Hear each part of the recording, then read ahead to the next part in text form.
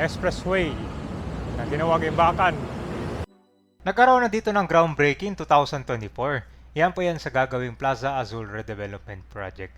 So ito po yung part ng national government sa Green Green Green program kung saan ito yung aim para mag-improve ng quality of life in urban areas kung saan i-convert itong nakabakanting lote into a public space. Maraming nag-aabang nito hanggang sa ilang buwan nakalipas itong ilalim na to ay napuno ng basura, ginawang parkingan, tila ba nawala yung gagawing redevelopment dito. Malaking tulong sala itong green green green. Pero after nito, nilinis na lang ito ngayon, tinanggal yung mga debris, yung mga basura, yung mga etchas, at yung illegal parking dito, tinanggal na rin. At ngayon, magkakaroon na ito ng groundbreaking bukas para sa panibagong project. Ito na yung gagawing groundbreaking ceremony para sa Senior Citizens Park and Pet Park.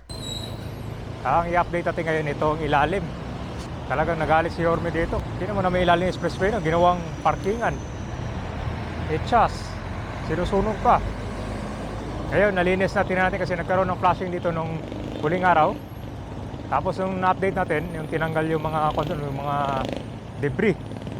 Alam mo yun, yung mga nagagawa ng mga bahay dito, doon na tinatapon. Matindi talaga. Maraming makikinabang. Okay, so nandito na tayo sa ilalim ng expressway. Unang ginawa dito, pinunturahan itong footbridge. Dahil ito, tapos yung footbridge yan, maraming mga gamit, ginawang squatter area.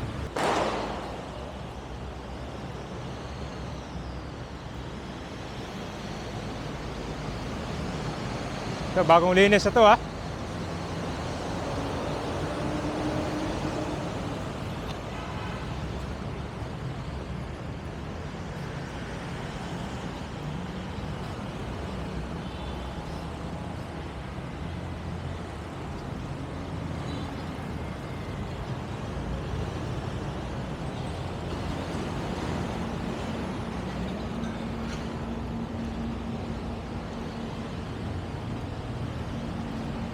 Nung nakaraan kasi talagang ginawang kwanto. Timbakan. Mabaho talaga dito pag dumaan ka. Amoy etchas. Tuloy-tuloy na yung paglinis sila dito.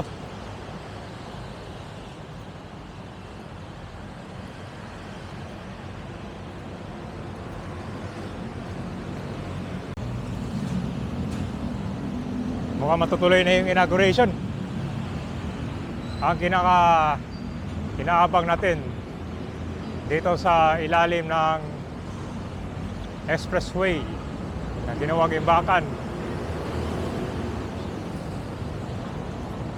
Wala nang basura dyan, no? Malinis yan.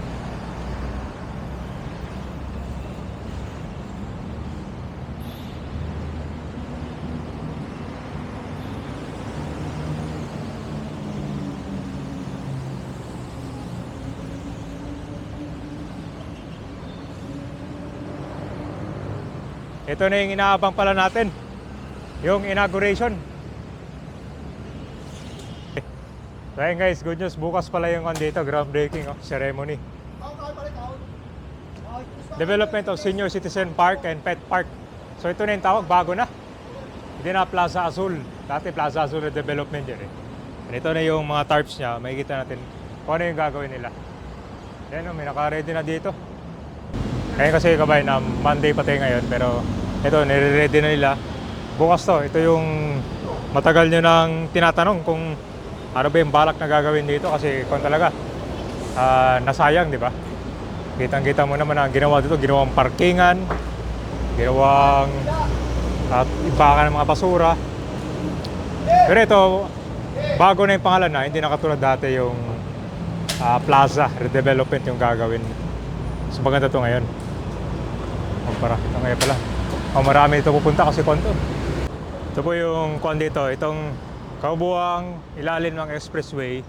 Ito yung redevelop na napakalawak. Dami yan, no? Kaya yung ginawa nila dito, mga nagsusunog ng tanso, no? Oh, halos sa masira yung mga poste. Ganyan ang mayari ito kapag pabayaan mo. Nung nakaraan, kwan talaga ito, puro parkingan.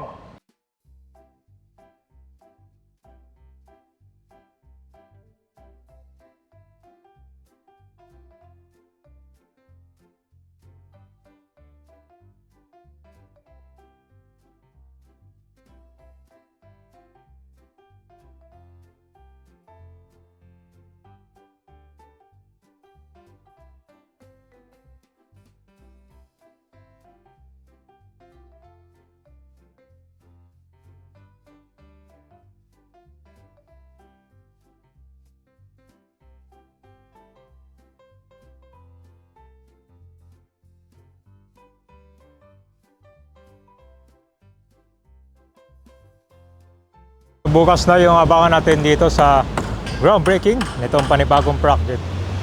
So good news to, no, lalo na sa mga dito, yung taga dito malapit na dati nagrereklamo sila na tambakan ng basura lang. Sunog-sunog yung poste, amoy etchas. Tapos maraming mga tambay ng mga tolongges ngayon, ito ay gagawing park na. Yan, mas maraming mga kikinabang dito sa project.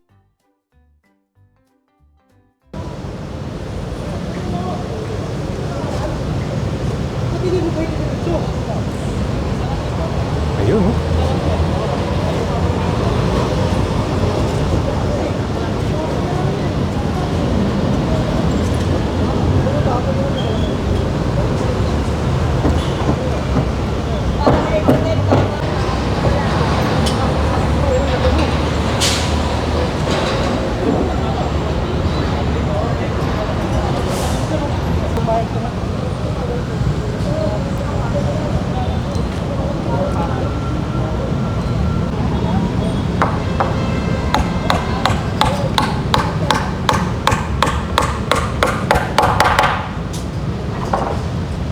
Mababa pala itong gagawin, guys, kasi dito sa dulo hanggang dito yung pinakamaliit yung lalagyan ng development.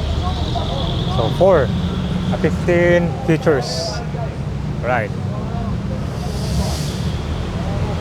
Pagkatapos ng ilang taon, ito, magkakaroon ulit ng groundbreaking dahil sa Azul Redevelopment, marami nang tatanong dito anong nangyari. Nagmistulang basurahan at illegal parking lang tong ilalim, na sayang. Pero ito, sinabi ni Yorme na gusto niya maglikha na mas maraming green space na exclusive para sa lahat ng membro ng pamilya. Kasama din inyong mga pet. Itong gagawin pala dito ay senior citizen park, so meron itong mga walkable pathways na gawa sa rubberized asphalt, may park din. Malamang siguro may fence to sa area kung saan pwede maglaro ang mga aso nyo nang walang tali yan. So abangan natin.